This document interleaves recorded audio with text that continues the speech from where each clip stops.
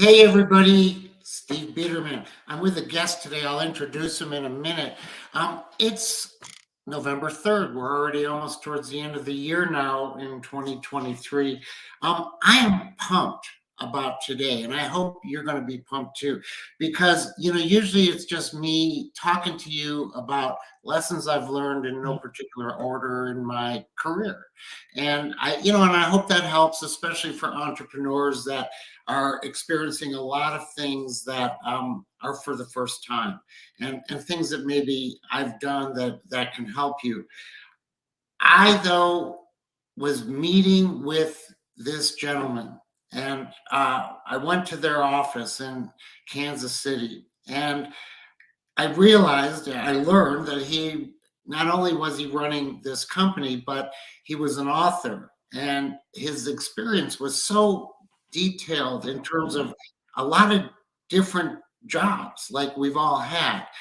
And I was struck by the fact when I started looking at one of his books, which was Marketing from the Trenches, from Trenches to Triumphs, that he learned from each particular job. And that instead of us just going through jobs, dealing with the job, getting to the next job, wondering when it's going to work for us and when we can turn that into anything at all, or when's the spotlight going to shine on us, he did it differently, I think. Although he did that too, he also seemed to take specific lessons from each job that he had. And I was kind of thinking that's remarkable. And I was actually thinking, this guy needs to have a podcast of his own where he can talk about lessons he's learned. But whereas mine are in no particular order, his were in order. It was from what did he learn when he started? What did he learn with each job? And you'll see it got him, he's running companies and he's an author. So with that, I'm going to introduce Rudy Waldner to you. Love the guy. You're going to love him too. But I really, more than love or anything else, I think hopefully this conversation will help you all in what you're trying to pull off yourself. So, hey, Rudy, good to meet you. See you. Good morning. Great to be seen. Yeah, well, thanks. Thanks for joining. I do think it would be, people are going to learn that you having your own podcast might be a really important thing for them.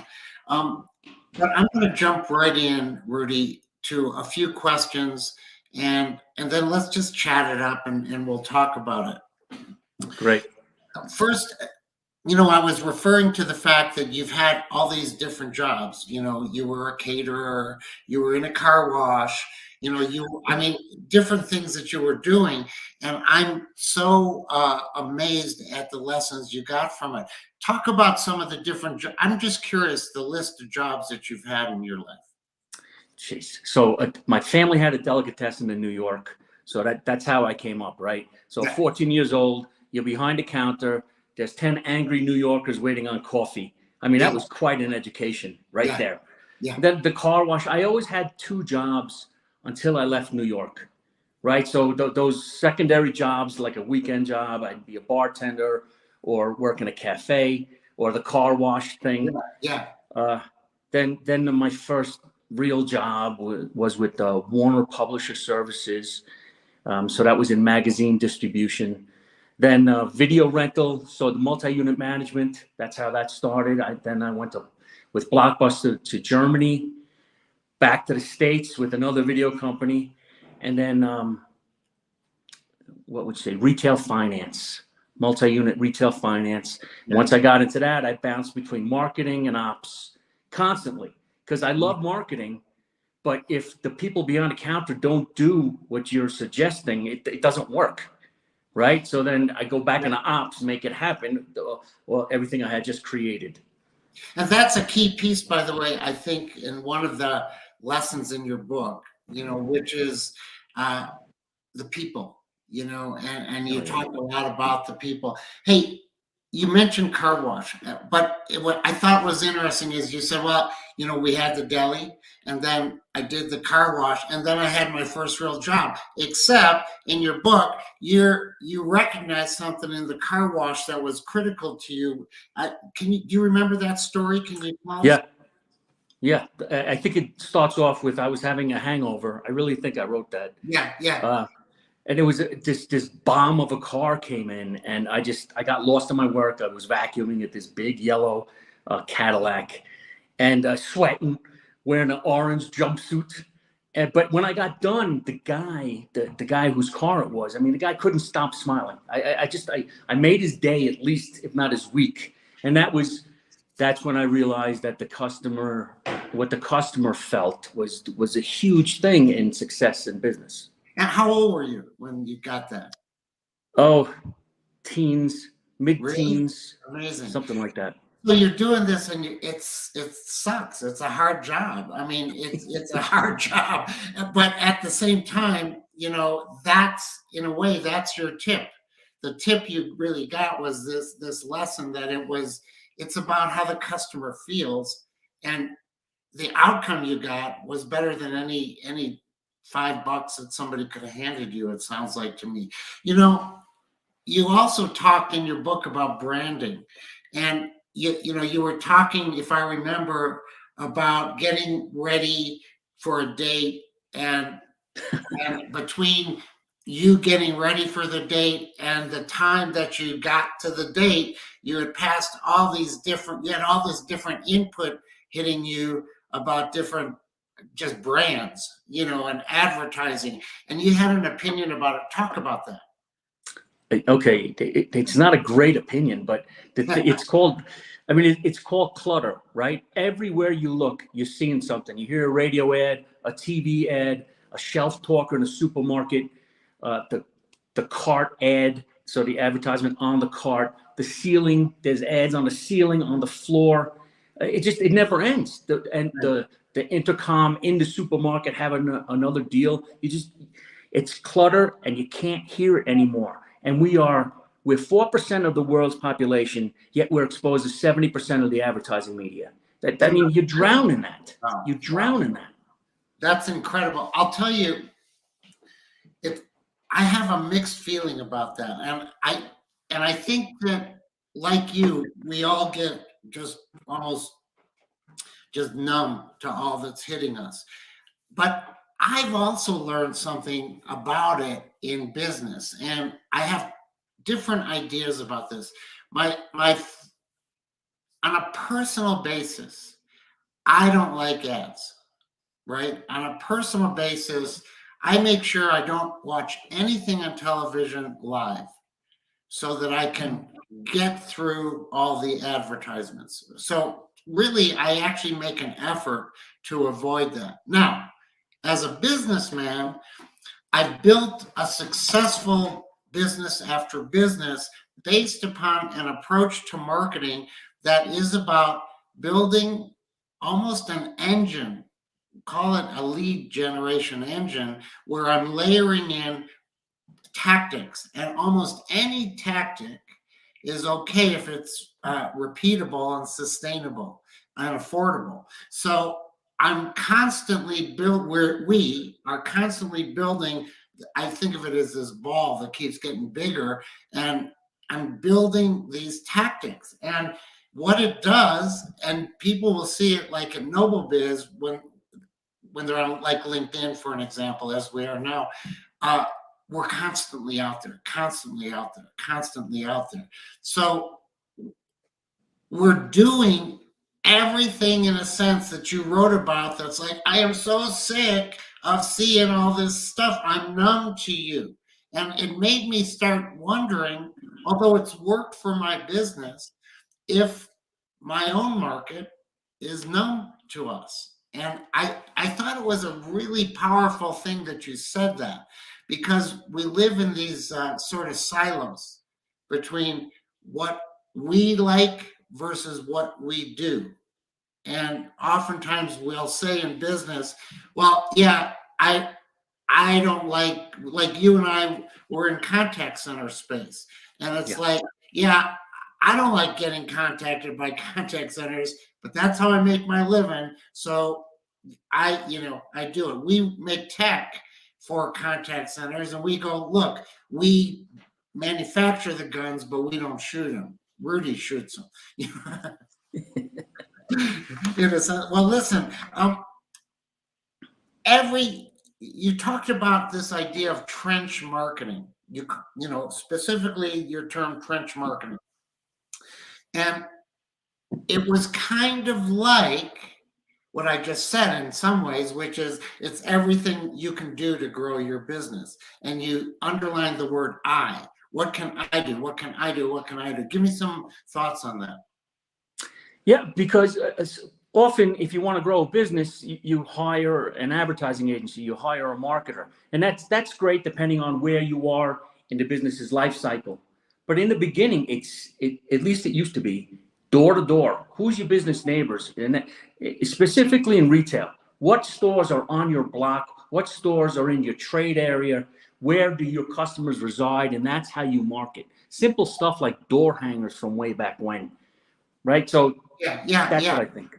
And also, I remember you were talking about sharing. Like we have things in common with our customers and things. Like I think you said something about we can share our customer list with each other. We can do things like, in fact, I'll tell the audience, Rudy's company and my company, so Rudy's a client of ours at NobleBiz, and we share marketing. So we show up at the same trade shows together in the same booth. We share the relationships. We talk about what we can do because we, as I said, we're strong in a lot of repeatable tactics in marketing. How can we continue to put they out there? Well, look, that benefits all of us. And that's the power of I, if you ask me, which is if you just do it yourself, first of all you're going to do is paid marketing that way, right? Right. And actually, I think that's what you were sort of resenting as you were walking to your date, seeing all these signs and brands, which is everybody's paying to get pop in front of you. Nobody's giving me anything valuable. They're just giving me a picture. There's just a tagline. And I think that's part of the problem, if you're asking me. And you also talked about cleanliness and precision. That is a baseline for me. Thank you. Cleanliness equals credibility. Whatever business you're in, if the place is a dump, if the desk is a mess, right away, I think your bargaining position is stronger. Yeah.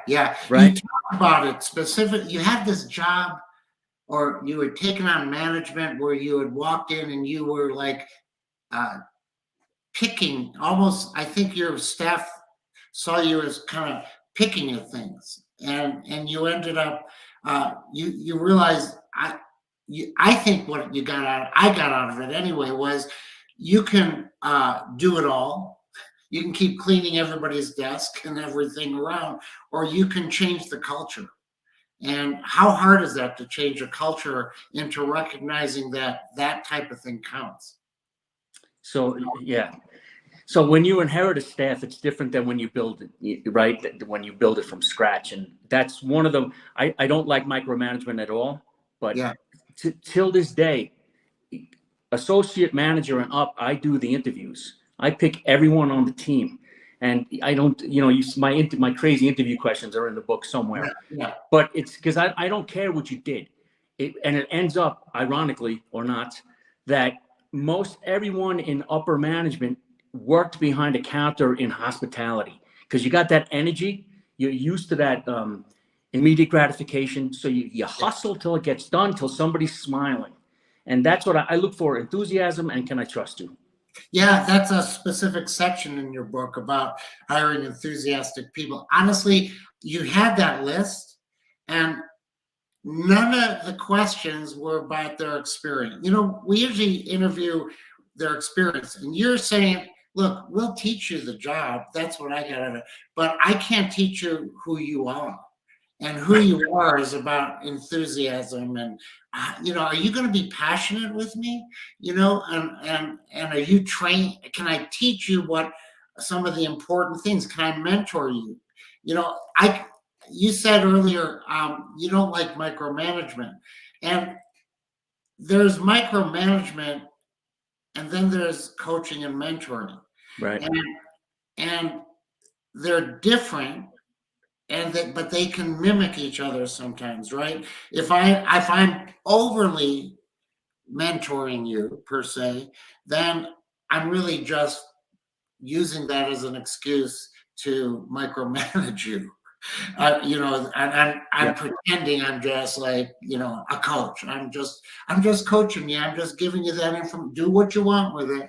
But I do think we have to learn in business the difference in that. And when you have really enthusiastic people, it's everything. I want to tell you something. We are hiring somebody new in our sales department for sales. And when Christian and I, who is like the COO of the company, he and I are interviewing this person. And by the time it got to us, everybody else had said, great, great, great. But oftentimes we're like really critical, not critical, but intense. And we could almost not ask too many questions, because the guy that we interviewed was so enthusiastic.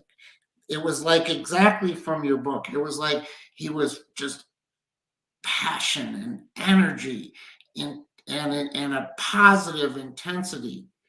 And about 5 minutes, maybe 5 into it, I said, hey, guy, I got nothing else to ask you. I'm in. I'm all in on you. And Christian said the same thing. And so we said he has to now go back, because we're not actually making the decision.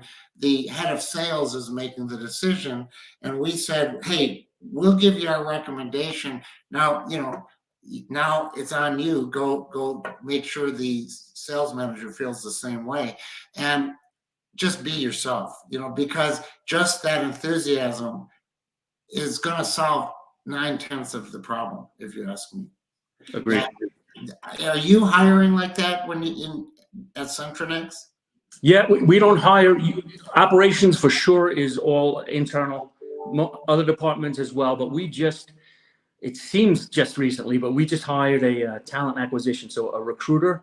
Mm-hmm. And even the CEO is like, man, she fits right in, because she just came in with such freaking energy. Yeah.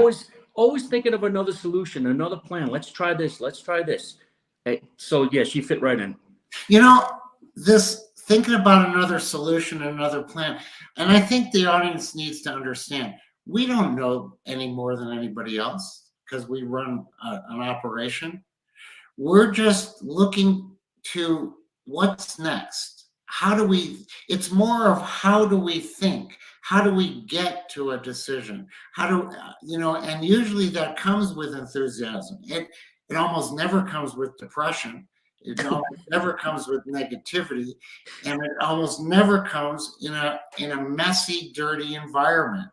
And I just want to hear you explain to the people why keeping something clean, fresh, sense. You talked about all the senses count, and why that's important. Convince the audience why that's important.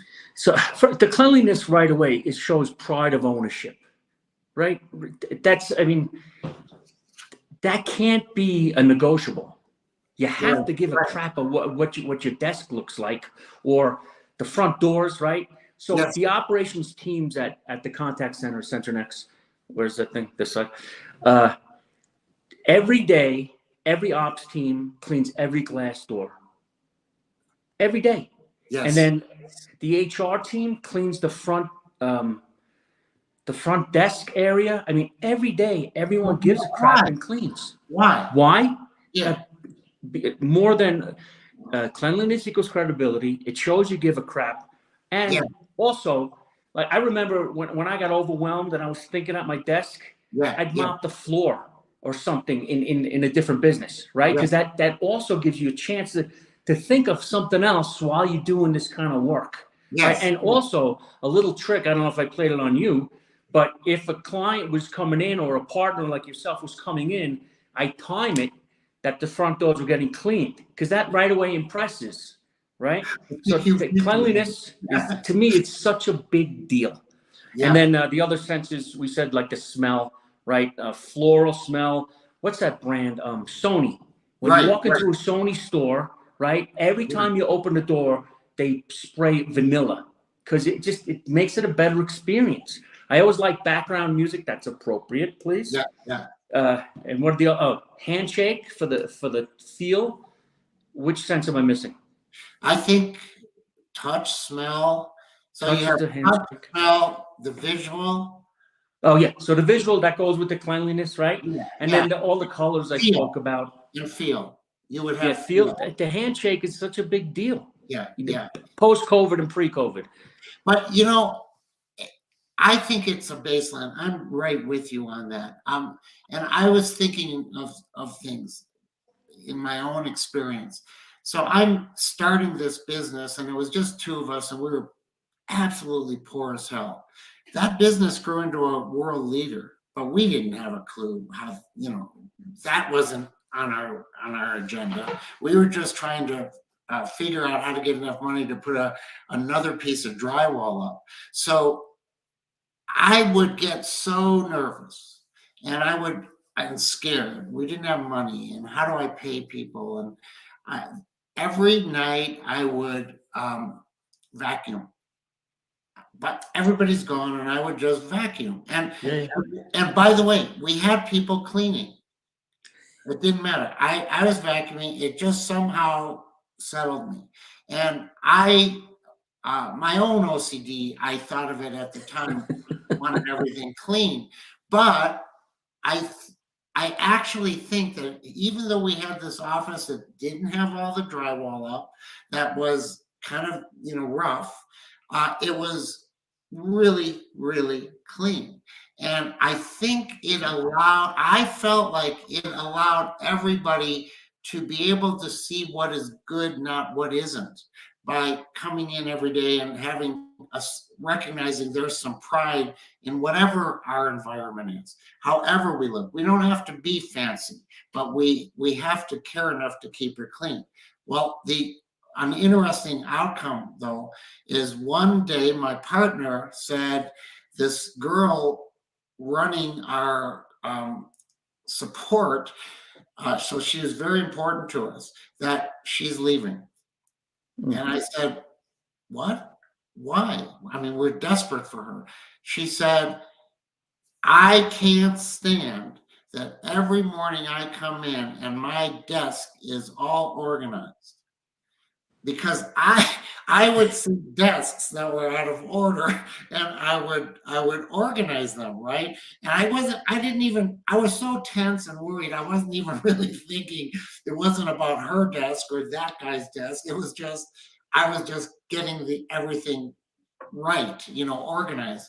And I realized that I have to draw a line between cleanliness and obsessiveness. And but I just want to tell you that I never did. I always hell with it. I believe when everybody walks in the morning, seeing sunshine, clean windows, seeing everything you talked about is important. And I think that's a key reason why we went from a struggling small operation to a world leader with 6 global offices. It's because how we did things counted. And you just underlined that. I really want everybody to honestly, you got to get this book. It's 88 pages on Kindle. I mean, it's not going to take you much time, but it's going to be so powerful to you, because it's powerful to me, and I've been doing this for decades and decades and decades. So I didn't have this when I was coming up. And I was trying to figure out, what the hell do I do? And you'll realize, I think, as an audience, that what Rudy's talking about and what they do at CentroNext is really your roadmap. And the roadmap isn't fancy, it's not nuanced, and it's straightforward. It's what, in a sense, I said to Rudy when we got on the call. I said, to me, what you're talking about is very common sense. Now, common sense is common only to each person. So this will give you kind of a roadmap of how you should take on these key pieces. If you just follow what he's saying, and you can do it simply, it's an attitude. You're gonna have such a good foundation and feel so good every day, and you're gonna have, like Rudy talks about, employees. Well, when he was catering, how he worked, I think 24 hours or 36 hours. Yeah. What was that story? Do you remember that story? Yeah, it's just I started slicing on the deli slicer, and preparing for catering and normal business at the same time. Then the guy from the night shift didn't show up. Yeah. So I stayed the night shift preparing. Then the next morning were pickups. So it was over 30 hours. Got through it, slept 12 hours afterwards, but that was rough. Yeah, but what the outcome was, you were ready for the customers when they were ready. That's right. The customers count. It's like you're putting the customers ahead of you, is what you're doing. And I think that's the key. I know a lot of businesses that say they do that, and I know few that actually do that, because most businesses get caught up in what their rules are and how they feel. And I think kind of the rhythm I get from your book is, when you're saying you're hiring enthusiastic people and you care about what TV show they watch, you care about the movies they're seeing, you care about them, and you're seeing how interested in their own life they are. I think that you get those kind of people, and you talk to them and you say, look, the customer is really the point of what we're doing here. And they get it. And they're going to get it because of how they feel. And how they feel to you, for sure. And that the customer is going to get it when they meet those people, because they're going to feel pumped up and excited. And then you're tying in how clean it is, and how it smells, and how your business, all senses count. And and the willingness to give the effort, and even if it requires you breaking your processes. And that's where businesses, I think, get it wrong. They build such strict process that they forget that the only reason they ever put the process in place in the first place is to satisfy that customer relationship. So if it isn't working for that customer, don't put the process first, which is what we often do. Mm-hmm. The point of what you're writing about. Again, people go back to his book. I'm not going to keep you much longer, but you say, essentially, take care of your employees and they'll take care of your customers. And just kind of summarize all of that for us, and we'll roll on out of here. I believe a business's greatest asset is the employees, is your team, right? And a lot of times, let me say this, the greatest sin in corporate America is focusing on the non-performers, wasting time writing up policies for people that aren't going to make it anyway. Right. And then when you waste your time on that, your top performers get upset. Right. So then they do less. They go back to being like a normal employee, not a rock star. Right. I say cut the bottom, really, really take care of your top employees, and they'll take care of your business. I mean, really take care of them. I think I said this to you offline, that I believe in underpaying but over bonusing, because with the financial guys, you could at least show, hey, here's why this is why Joey or Susie is making this money, because every month they hit these indicators. And if they don't, then they don't get the full bonus. Right. So I truly believe, take really good care of your people.